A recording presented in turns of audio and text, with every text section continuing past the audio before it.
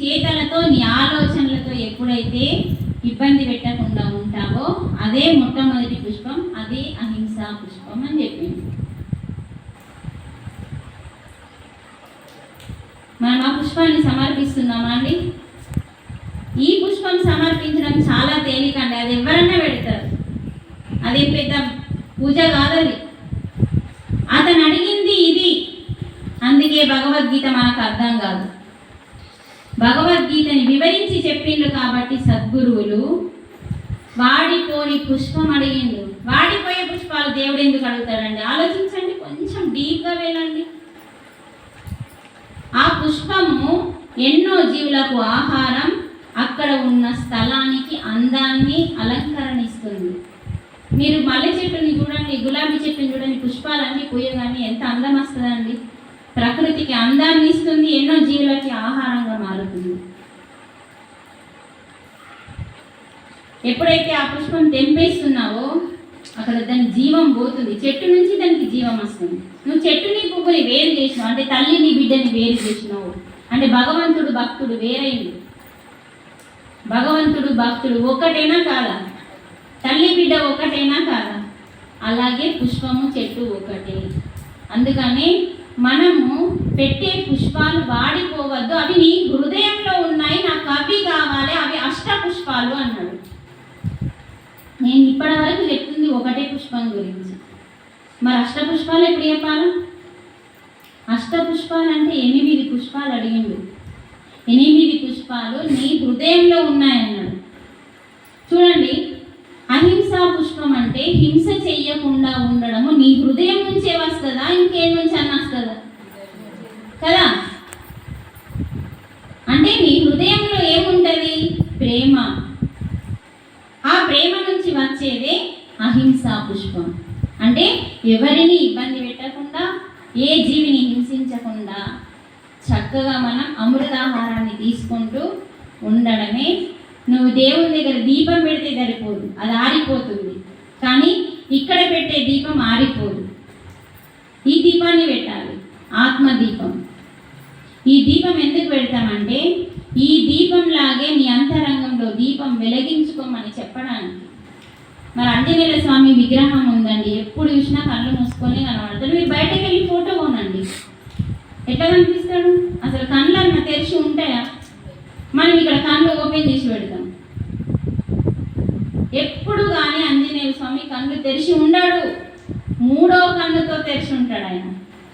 ఈ 2 కళ్ళు మూసుకొని ఈ కన్నుతో చూస్తాడు మనల్ని.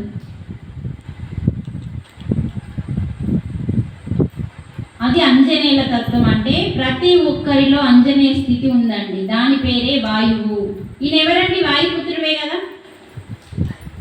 వాయుపుత్రుడు అంటాం. అంటే ఈ గాలికి పుట్టిన పుత్రుడు అంటాం.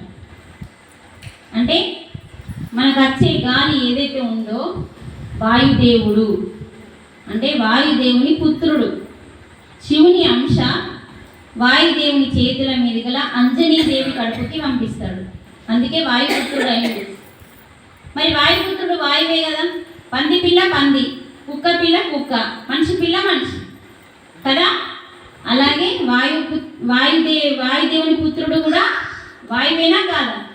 ఎలా వెళ్తాడు ఆంజనేయ స్వామి? జుర్రమని వెళ్తాడా? మీకు తెలుసుగా బిడ్డ, ఆంజనేయ స్వామి సినిమా చూస్తాం కదా మనం, ఇట్లా చూసి ఇలా చూసేలా వాళ్ళు వెళ్ళిపోతాడు.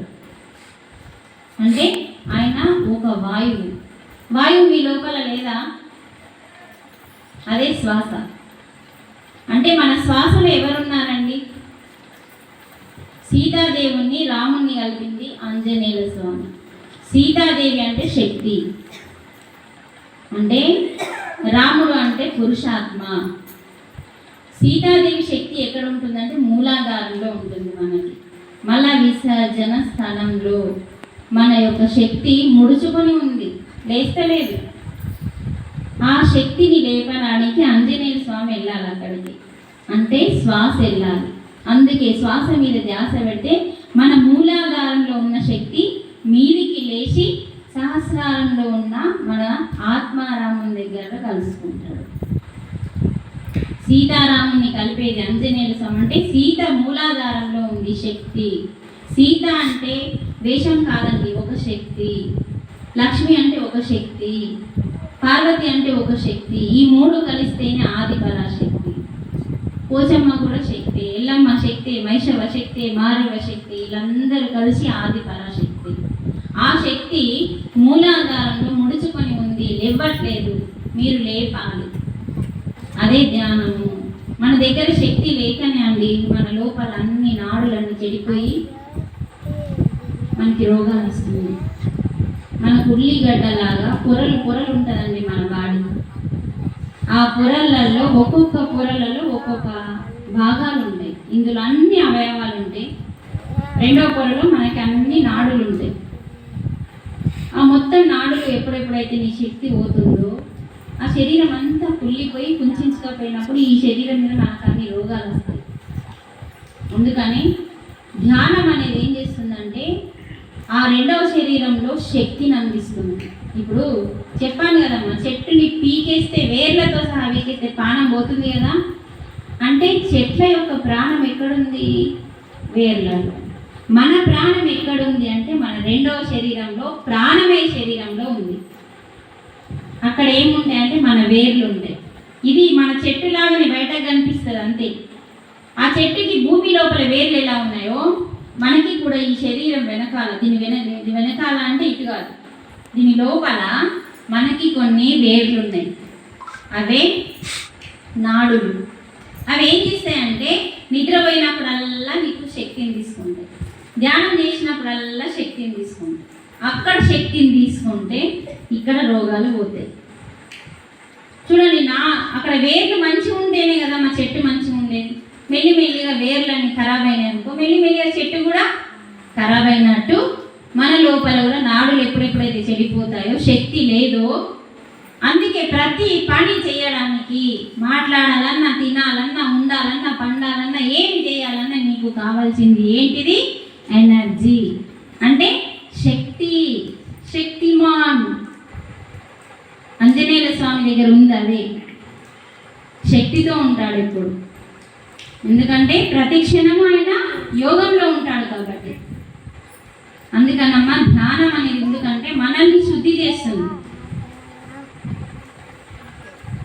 అందుకని భగవద్గీత అనేది ఏంటిదంటే సింపుల్గా భగవద్గీత జ్ఞానం ఏంటిదంటే ఏం చెప్పిందంటే నువ్వేం తినాలి ఫస్ట్ తెలుసుకో, అది తిను, దాని పేరే జ్ఞానం. నువ్వేం తినాలి ఫస్ట్? మరి అమృతాహారం తీసుకోవాలి. అమృతాహారం అంటే పంచభూతాలతో పండిన ఆహారం. దాని పేరేంది? అదే ఏంటది? శాకాహారం. సాత్వికమైన శాకాహారం, పంచభూతాలతో పండిన ఆహారం, మానవ ఆహారం అండి, మాంసాహారం కాదండి. మరి సరే నువ్వు మాంసం తిన్నావు, ఆంజనేయ స్వామి గుడికి వస్తావా? వస్తే ఏమైతుంది చెప్పాలి? వస్తే ఏమొస్తుంది మనకి? నువ్వు నాన్ వెజ్ తిని ఆంజనేయ స్వామి గేటు కూడా కనీసం ఇటు ముఖం కూడా పెట్టవచ్చు. ఎందుకు మరి? పెడితే ఏమవుతుంది? గుడికి వస్తే ఏమవుతుంది? ఉన్నది చెప్పడానికి ఏమున్నది? మీ అందరి లోపల ఉంది అదే, కానీ చెప్పడానికి మేము చెప్తే ఎట్లా మేము బంద్ చేయబడుతుందేమో భయం వల్ల. అంటే మనం ముక్కలు తిని, అంటే మనం మాంసాహారం తిని ఒక రాముని గుడికి, ఒక కృష్ణుని గుడికి, ఒక ఆంజనేయ స్వామి గుడికి, ఏ గుడికి రావడానికి పనికి రావట్లేదు. అంటే దాని అర్థం ఏంటి? నువ్వు పనికి రాని తిండి తిన్నట్టే కదా. పనికి రాని తిండి తిన్నావు కాబట్టి కనీసం మానవుడు తయారు చేసిన ఇదంతా దేవాలయం కట్టింది ఎవరండి? మనిషే. కేవలం మనిషి కట్టింది ఈ దేవాలయం. మరి ఈ దేవాలయం ఎవరు కట్టిండు చెప్పండి? ఈ దేవాలయం ఎవరు కట్టిండండి? భగవంతుడు. అంటే ఈ దేవాలయంలోకి తలస్నానం చేయకుండా రాము. మనిషి కట్టిన దేవాలయంలో భగవంతుని మనమే పెట్టుకున్నాం, ఆయనకి ప్రాణ ప్రతిష్ఠ మనమే చేసినాం, అన్ని మనమే చేసినాం. దేవుడు ఏం చేయలే. ఇక్కడ గుడి మనమే కట్టుకున్నాం అన్ని. అంటే ఇవన్నీ మనం చేసితేనే మనం అంత పవిత్రత ఇస్తున్నాం. దీన్ని తలస్నానం చేయకుండా రాము, కూర తిన్న రోజు రాము, ఎప్పుడంటే అప్పుడు అశుచిగా ఉన్నప్పుడు రాము. మరి ఒక మానవుడు కట్టిన దానికి ఇంత ఇంపార్టెంట్ ఇస్తున్నామండి. ఇదైతే దేవుడు కట్టింది, ఇది మీ అమ్మా నాన్న ఇయ్యలేదండి, ఇది ప్రకృతి నుంచి వచ్చింది. ప్రకృతి సహకారంతో మీ అమ్మా నాన్న ద్వారా వచ్చింది శరీరం. మరి ఈ దేహము దేవాలయం అని చెప్పిండు. దేహమే దేవాలయము, జీవుడే దేవుడు అని చెప్పిండు మనకి. కానీ ఈ దేహాన్ని మనం దేవాలయంగా చూడట్లేదు, ఇది దేవాలయంగా చూస్తున్నాం. మనిషి కట్టిన దానికి వాల్యూ ఉంది, భగవంతుడు కట్టిన దానికి వాల్యూ లేదు. చేస్తున్నాం అలా. చూడండి, ఇందులోకి మనం నాన్ వెజ్ తింటే రావట్లేదు, మరి ఇందులోనే నాన్ వెజ్ వేస్తున్నాం, ఈ దేవాలయంలోనే వేస్తున్నాం. ఒక చనిపోయింది శవమైతుంది, కానీ మరి ఎలా మంచి ఆహారం అవుతుంది చెప్పండి? ప్రతిదీ చనిపోతేనే కదా తింటున్నాం. చనిపోయిన ప్రతిదీ హింస. చనిపోయిన ప్రతిదీ శవమైనప్పుడు ఏ బాబు, చనిపోయిన దేన్నన్నా మీరు ఒక 4 రోజులు ఉంచుకొని చూడండి, దానికి ఏం పట్టుకుంటాయి? బ్యాక్టీరియా ఉండి తినేస్తాయి, ఆ శరీరాన్ని తినేస్తాయి. అంటే ఈ శరీరము ఈ జీవుడు ఉన్నంతసేపే పనిచేస్తుంది. ఈ జీవుడు ఉన్నాడు కాబట్టి ఇది దేవుడు. ఈ జీవుడు కొంచెం పక్క జరిగితే ఇది శవమైతుంది. మరి అటువంటప్పుడు మరి చనిపోయిన ప్రతిదీ శవమైనప్పుడు మనం ఎక్కడో పెట్టాల్సింది మనమేమో కడుపులో పెడుతున్నాం. ఆలోచించాలి, మనం ఏం తినాలి, ఏం తినకూడదు, అదే జ్ఞానము తల్లి. భగవద్గీత జ్ఞానం అంటే ఏదో పెద్దది కాదు, మనం ఎలా బతకాలో నేర్పింది. అంటే అబ్బో భగవద్గీతనా అని భయపడేటోళ్ళు ఉన్నారు కాబట్టి అలా చెప్తున్నా. భగవద్గీత గొప్పదండి, ఎందుకంటే మనిషిని మనిషిగా మార్చి మాధవుడుగా మార్చే ఒకే ఒక గ్రంథమే భగవద్గీత. మరి ఇంట్లో ఏముందని మీరు భయపడకండి, సింపుల్గా ఏం తినాలి, ఏం తినకూడదు, ప్రతి జీవితో మనం ఎలా ఉండాలి, ఎంత నిద్ర పోవాలి, ఎంత యోగం చేయాలి, ఏం మాట్లాడాలి, ఏం మాట్లాడదు, విశేషణ అంటే ఏంటిది, బుద్ధి అంటే ఏంటిది, జ్ఞానం అంటే ఏంటిది, భక్తి అంటే ఏంటిది అని ఇందులో ఉంది. ఇది తెలుసుకోవడం సింపులే కదండి, అర్థం కావడం కష్టం. ఇలా వివరిస్తే తప్ప అర్థం కాదు భగవద్గీత. అందుకని భగవద్గీత శ్లోకం చదివితే సరిపోదు. చాలా మంది బయట పారాయణం మాత్రమే చేస్తున్నారు. అంటే చదవడం, ఓ పాడడం, వెళ్ళిపోవడం. కానీ అది కాదు అడిగింది అక్కడ. భగవద్గీత శ్లోకం ఏం చెప్తుంది అది వినాలి కదా ఫస్ట్. ఇప్పుడు మనం ఒక శ్లోకం తెలుసుకున్నాం, ఏం చెప్పిందో కూడా తెలుసుకున్నాం కదా. ఏం చెప్పినాం? ఆ శ్లోకం మనకి ఏం చెప్పింది? నేను ఆత్మని, నేను అన్ని అంటే అన్ని ప్రాణులలో నేనే ఉన్నాను ప్రాణంగా అని చెప్పిందా లేదా శ్లోకం? ఈ విషయం మనం మర్చిపోదు. అంటే భగవంతుడు ఏం చెప్తుంది ఆ శ్లోకంలో అంటే, నేను ఆత్మని, అంటే ఆత్మే దైవము, ఆత్మే పరమాత్మ. ఇది మర్చిపోవద్దు. అసలు మర్చిపోతే ఎట్లా అమ్మ, ఏమొస్తుంది మళ్ళా? గుడిలో చెప్పినంతసేపు బాగుంటుంది, వింటారు, ఆమెటో మనమేటో. ఎందుకంటే ఈ శ్లోకం ఎవరైతే పట్టుకుంటారో మీ జీవితం మారిపోతుంది. సింపుల్గా ఒకటే, ఆత్మే భగవంతుడు అని భగవద్గీత చెప్తుంది. భగవంతుడే చెప్తున్నాడు. భగవంతుడి దిగచి చెప్పినా కూడా మనకు అర్థం కావట్లేదు. మరి ఎక్కడున్నాను? నీ లోపలున్నా, నీ లోపలికి రా, నేనున్నాను అంటున్నాడు. నీ లోపలలోనే నేను దాక్కున్నా. ఎక్కడ ఉన్నా నువ్వు వెతుకుతావు, దొరకబడతావు, కానీ నీ లోపలికి నువ్వు రావు. అంతటా వెళ్తాడు. చూడండి, మనిషి చంద్రమండలం వెళ్ళిండు, సముద్రం అడుగు బాగానే వెళ్ళిండు. అసలు మనిషి పోని చోట అంటే ఏది ఉందంటే ఒక తన అంతరంగమే. అంతటా వెతుకుతాడు, కానీ అసలైన తన అంతరంగం లోపలికి లోపలికి వెళ్ళాడని దేవుడు అక్కడ దాక్కున్నాడు. తన లోపలికి తాను ఎప్పుడైతే వస్తాడో తానే దేవుడు అవుతాడని చెప్పిండు. ఒక మనిషి ఎప్పుడైతే తన లోపలికి వస్తాడో అప్పుడు ఆ మనిషి మాధవుడు అవుతాడని చెప్పిండు. మనకు లోపలికి వెళ్ళాలో తెలుస్తలేదు. ఆ లోపలికి వెళ్ళమని చెప్పేదే గీత. మనం ఎక్కడికి వెళ్తున్నాం? మరి బయటకు తిరుగుతున్నాం. ఎక్కడ అని దేవుణ్ణి వెతుకుతున్నాం.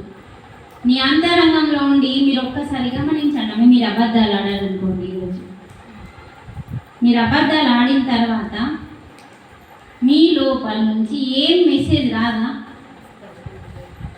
ఏమన్నా వస్తుంది? నువ్వు అబద్ధం ఆడినావు, తప్పు చేసినావు, అబద్ధం ఆడకు అని హెచ్చరింపు వస్తుందా రాదా? తల్లి నాకు నీకే వస్తుందా? అందరికి వస్తుందా? ఆ హెచ్చరించేది ఎవరు? ఆత్మ.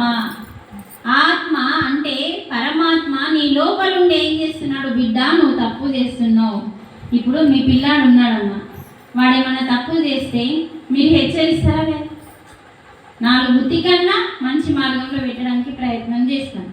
అలాగే భగవంతుడు నువ్వు పక్కకే ఉన్నావు, నువ్వు తల్లివి, నువ్వు పక్కకు ఉన్నావు, కానీ నీ తండ్రి నీ లోపలనే ఉన్నాడు.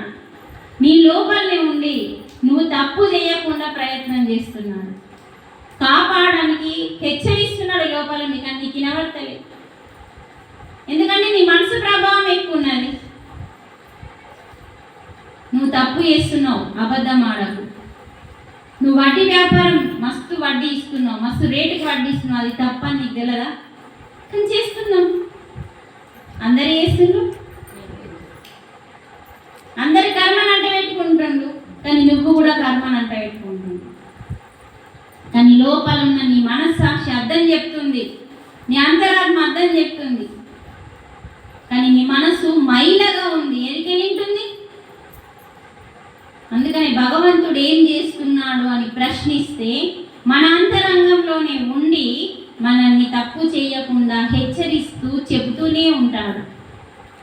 ప్రతి క్షణము మనల్ని నడిపించే నారాయణుడు ఎక్కడున్నాడంటే నీ అంతరంగంలో ఉన్నాడు. బ్రహ్మ మనల్ని పుట్టించేసింది అంతే, ఆయన పని అయిపోయింది. మరి మనల్ని బతుకు జటకా బండి నడిపించేది ఎవరంటే నారాయణ. అందుకే ఎవరు చెప్తున్నారు స్థితికారుడని. ఆ నారాయణనే మన ఆత్మ. ఇక్కడుండి ఆ నారాయణ మన తండ్రి ఇక్కడుండి తప్పు చేయకుండా కాపాడడానికి ప్రయత్నం చేస్తే తండ్రి మాట మనం వినట్లేదు. మన ఇంట్లో మన తండ్రి మాట మన పిల్లలు వినకుంటే ఏ జాబ్ రాకుండా ఆగమైపోతుందో. మీ అందరికీ పిల్లలు ఉన్నారు కదా, మీరు తండ్రి స్థానంలో ఉన్నారు. మీ తండ్రి స్థానంలో మీరుండి మీ పిల్లలకి చెప్తే వినకుంటే మీకు ఎలా కోపం వస్తుందో అలాగే భగవంతుడు కూడా అంతే. మనందరికీ ఒక్కడే తండ్రి, ఆయననే దేవుడు. శక్తి రూపంలో ఉంటాడు, కాంతి రూపంలో ఉంటాడు. రూపం లేదు, నామం లేదు, ఆకలి లేదు, ధూప లేదు, ఏమీ లేదు. ప్రతి సుప్రభాతం మనకే, ప్రతి ప్రసాదం మనకి, అన్నీ మనకే, కానీ మనకు తెలుస్తలేదు. భగవంతుడు నిద్రపోతాడండి సుప్రభాతం మన కోసం అని. దాని అంతరార్థం తెలుసుకోవడానికి ఏం తెలుసుకుంటలేము, ఏదో బతికేసుకున్నాం అంతే. ఏదో బతికేసే వాళ్ళకి అన్ని కష్టాలే. ఈ జాబ్ చేద్దాం, ఈ పని ఏమి వచ్చింది, నేను తెలుసుకుంటా, నేనే తొలగించుకుంటా, నేనే దైవంతో పోరాటం చేస్తా. ఇక్కడ జ్ఞానం మనకి తెలిస్తే మనం అటువైపు వెళ్తామండి, లేకపోతే వేస్టే.